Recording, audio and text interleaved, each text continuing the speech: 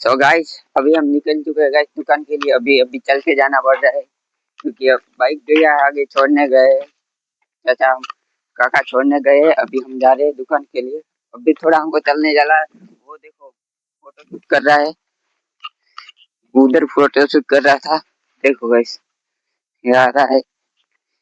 ये इसका मैं इंस्टा आईडी डाल दूंगा, मेरे चैनल पे देख लेना। वो बहुत अच्छा फोटो शूट करता है गाइस। देखना अमेजिंग अमेजिंग फोटो बनाता है। क्या हाल चाल गाइस, अभी हम निकल चुके हैं दुकान के लिए। कलुआ गाइस, ये देखो अपना कलुआ, ये देखो, देख सकते हो गाइस।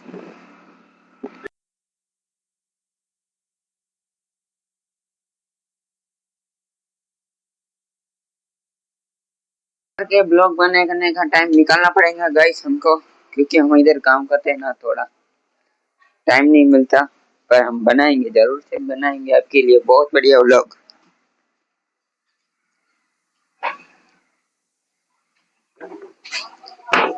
कल गाइस हमारे यहाँ करागी बहुत थी ना, मैंने कल थोड़ा सा शूट किया था, इस वीडियो में डाल दूंगा उसमें क्या।